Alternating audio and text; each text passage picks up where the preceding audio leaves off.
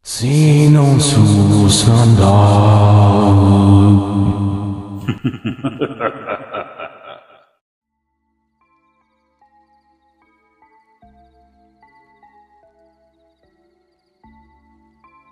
Magandang araw po sa lahat ng tagapakinig.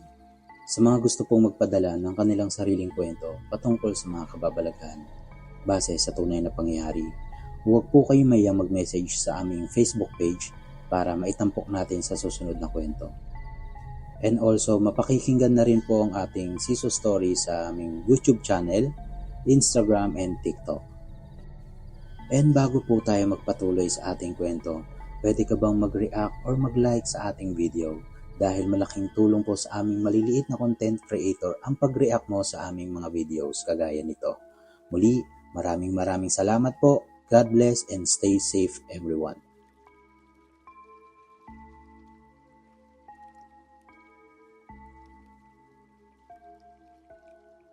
Sa isang liblib na lugar sa Iloilo na napaliligiran ng masukal na kagubatan at ilog, matagal nang usap-usapan ang tungkol sa mga nilalang ng dilim, mga aswang, sikbin, at mangbabarang.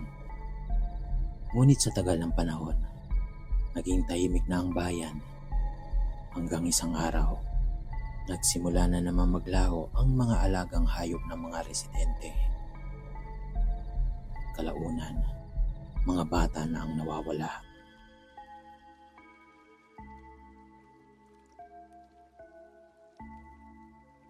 Sa gitna ng takot ng mga nakatira roon, isang binatang antingero ang dumating, si Elijah, 26 na taong gulang. Matipuno, tahimik, ngunit matalim ang mga mata. Anak siya ng isang kilalang mangkukulam at albularyo sa Capiz. Pero pinili niyang gamitin ang kanyang kaalaman sa kabutihan.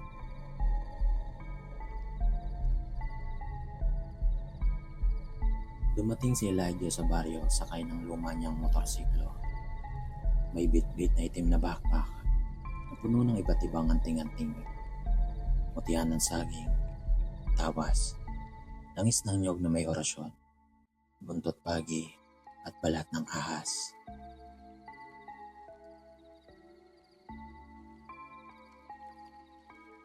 Pumasok siya sa baryo sa nasabing probinsya na may pinakamatinding kaso ng mga pagtukot.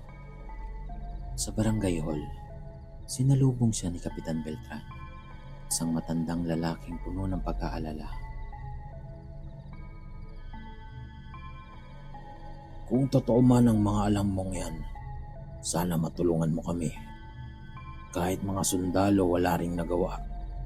Para bang may puwersang humaharang sa kanila. Doon, nangako si Elijah na gagawin niya ang lahat. Sa unang gabi ng kanyang pag-iimbestiga, nagpunta si Elijah sa gubat kung saan huling nakita ang nawawalang batang si Angelo. Sa pamamagitan ng kanyang mutyang itim na pupuyo, isang uri ng kanyang alaga na sensitibo sa mga aswang, natuntun niya ang isang kuweba sa may paanan ng bundok.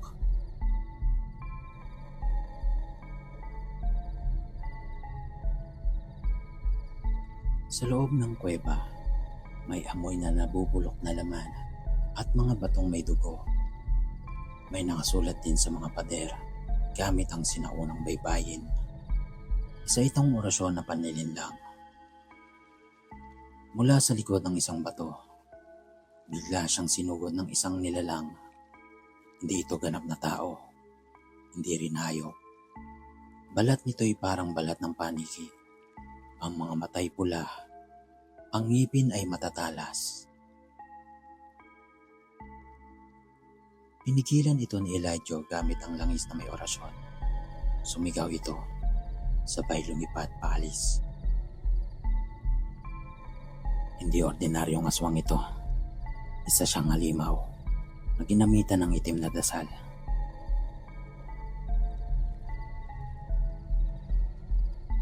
Kinabukasan, pinuntahan ni Elijah si Lola Consuelo, isang 90 anyos na ermitanyong babae na dati raw manghihilot.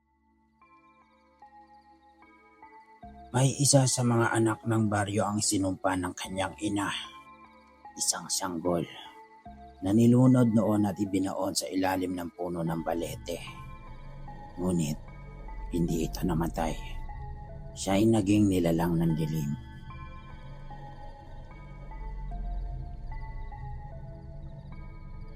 Natuklasan ni Elijah na ang aswang ay si Berto, isang dating taga-baryo na pinaniniwalaang namatay na. Ngunit sa katunayan, si Berto ay bumalik bilang isang nilalang ng paggiganti.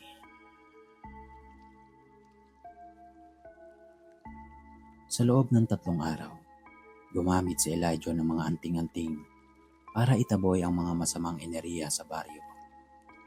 Tinuruan niya rin ang mga residente ng simpleng orasyon at paggamit ng bawang, asin at rosaryo.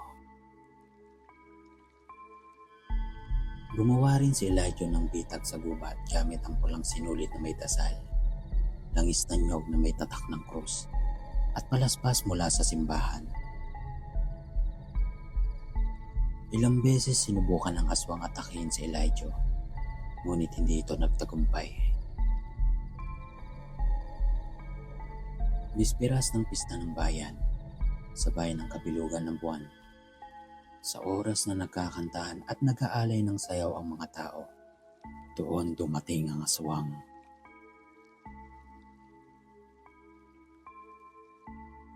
Napatay ang 2 tanod.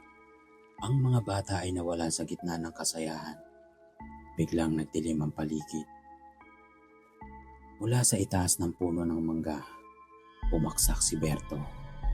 Ngayon ay ganap ng halimaw, matangkad, may pakpak, may mga kukong matutulis.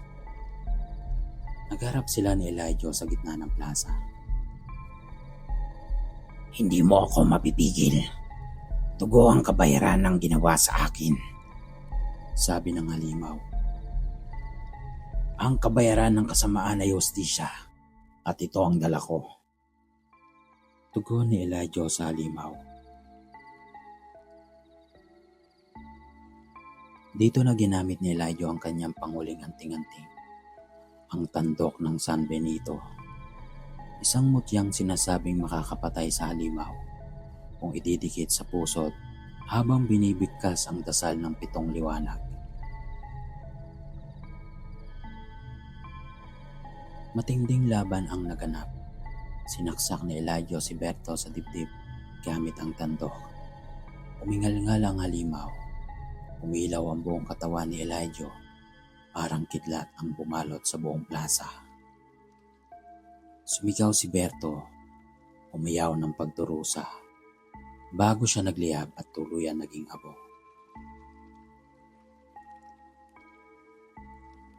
Kinabukasan, parang walang nangyaring karumal-tumal.